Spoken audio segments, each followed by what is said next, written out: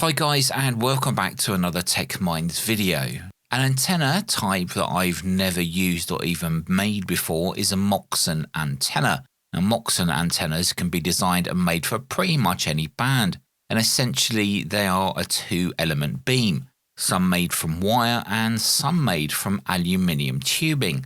Now, the Moxon antenna takes its name from L. Moxon, an antenna handbook author who had a call sign of G6XN. Now, to get started on my Moxon antenna project, I ordered this from Banggood. Now, this is not a complete kit. You still need spreaders and wires, etc. But as well as this 5mm epoxy plate, you do get all the U-bolts, nuts and mast bracket included.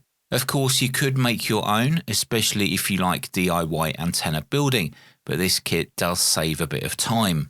The two spreaders that you can see attached there are actually tent poles that I ordered from Amazon a while ago. Now, I'll link to them below if you want to check out the ones that I used. The design of this Moxon is rather interesting, and as mentioned earlier, it's essentially a two-element beam, but with the Moxon, the ends are folded in. There is one reflector and one driven element. My first task was actually deciding which handband to make this for, but as 10 meters is starting to open as we head into winter, 10 meters was actually the band of choice.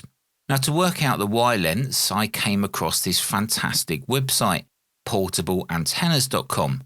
Now, it appears there's a lot of work that's gone into this website, and it covers a few different antenna types. On the Moxon page, you can enter the desired frequency, select the material type, whether it's wire or tube, and then generate the antenna. Now, you get this cool little 3D view of the antenna, and it also shows radiation patterns and a predicted SWR plot based on the size of the wire or tubing that you entered before. If you use the export button and select all the graphs, you get this really nice professional PDF, and it's generated with all the wire lengths and everything that you need to make the Moxon antenna. The main antenna dimensions section is where we want to look first, just so we can cut our wire correctly.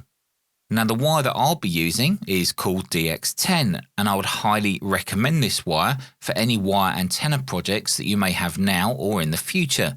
Now, you can purchase this DX10 wire from the DX Commander website, and luckily Callum does actually ship worldwide. Now, the total lengths are shown here, but remember that the driven element will be cut in half, as, well, it's a dipole. The reflector will be one continuous length, and it's not electrically connected to anything at all. Now, the document also shows the element's gap, that's the air gap between the ends of the driven element and the reflector, the folded ends. With all this information to hand, I was ready to start building, and, well, here's the intermediate results. Now, please note that this is not a finished antenna, but the wires are in the correct place, and it's currently built to be able to tune the antenna if I need to. You will notice that I have two further shorter supports coming from the center. The dipole side also has a feed point where the coax attaches to the dipole. Now, while this antenna will most likely end up on a taller mast, I use this telescopic mast just for testing to make sure it actually works. You will also notice that I used electrical tape just to hold the wires in place while I move them around to try and form some resemblance of a Moxon antenna. Now, it's actually harder than you might think. When I checked the SWR, I was pleased that I was actually in the ballpark area. I had anticipated the lowest resonance could be lower than the desired 28.4 MHz, and that was because I made the dipole elements a few centimeters longer than what the document showed. On 28.4 MHz, the SWR was 1.6, which is actually still pretty usable. Now, I did make some adjustments, but every time you make a length adjustment, you will most likely have to adjust all other anchor points of the wire, hence why I was using electrical tape to start off with, as it's super handy and super quick to quickly change. To hold the elements together, I used some Kevlar rope, but on the final build, I may change this to shock cord, so it's a little elasticy.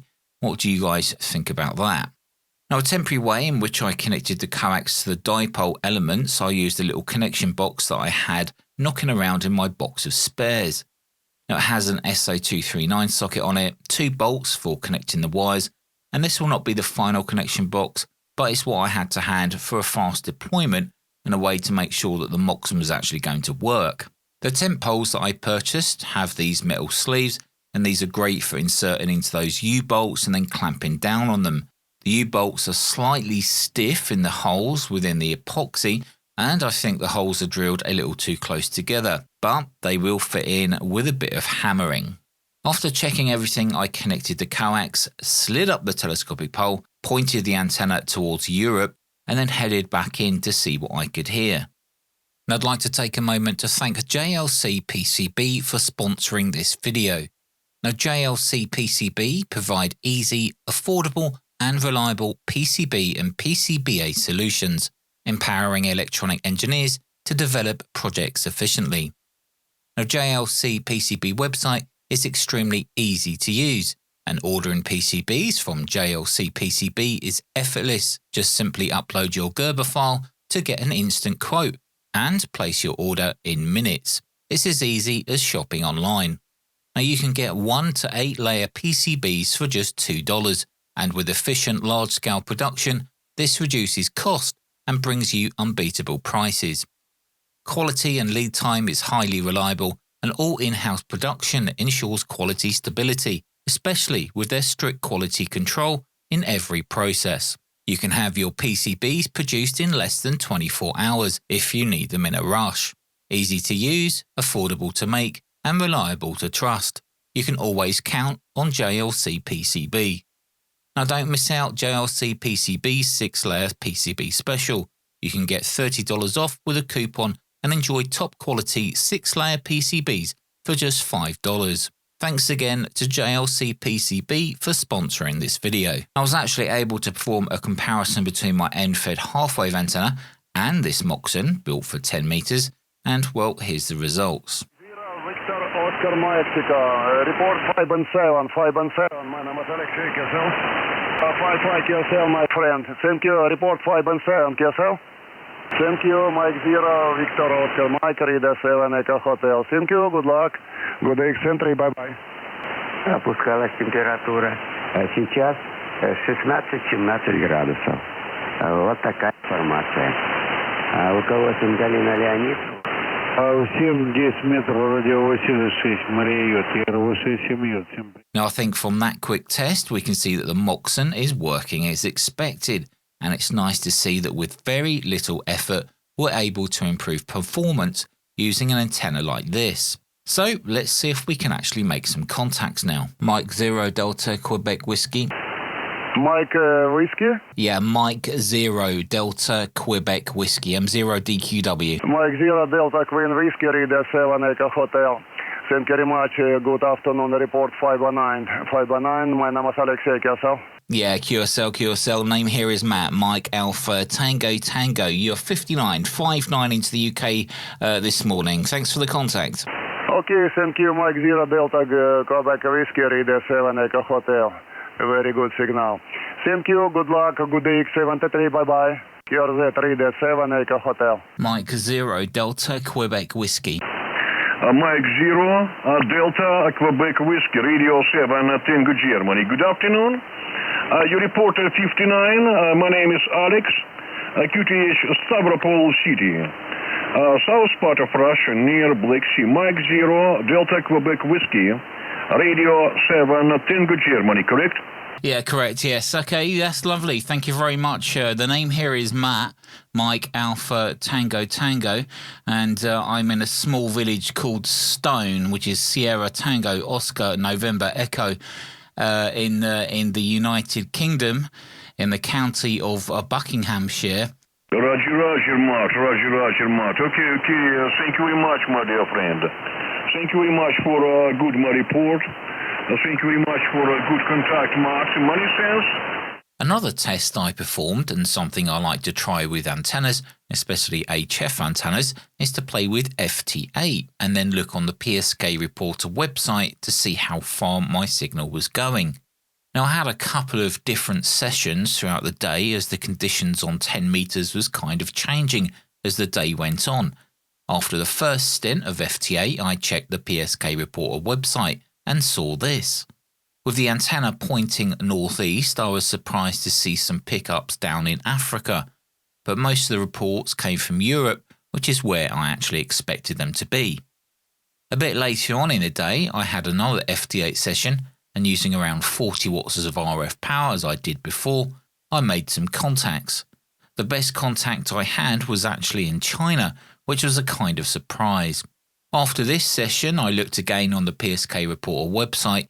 I changed the reporting time so it did not show the earlier tests I performed, and this time it was much a further afield spread. Way more contacts into Europe, and some even hitting Australia and Asia, reaching from China down through Singapore. So I think the antenna worked pretty well. I did try pointing the antenna towards the USA, or beam heading for the USA at least, but I did not get any reports from the USA, but I did get some from Brazil, which was a little odd. Well, there we go guys, that's a quick video on my experience so far on building a Moxon for the 10 meter band. Now I know you all have 1,000,001 suggestions, so please feel free to drop them down in the comments. There are still a couple of things to do, and that includes shortening the driven element slightly just to bring the resonant point up a little. I also need to fix the wires to the spreaders with something other than electrical tape. And I also need to securely fix that feed point little box to the little arm that it's currently taped to. One thing I thought about, and that's maybe I should use some form of choke balun near the feed point.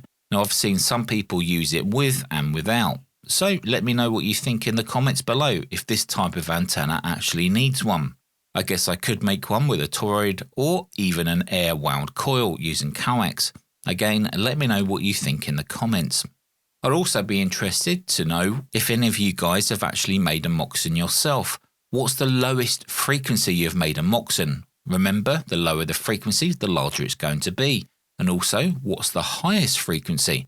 Have you tried making one up in the gigahertz, and do they work? Maybe that's something to think about for future videos. Now, over the next couple of weeks, I'll probably fine-tune this antenna so I can leave it up on a mast and not have to worry about it breaking. If you are interested in seeing how this goes, let us know down in the comments. I'll make another video when it's completed, but the information shown in this video should get you started if you want to go and start building one yourself. Anyway guys, thanks so much for watching. Until next video, take care of yourselves, and we'll see you in the next video.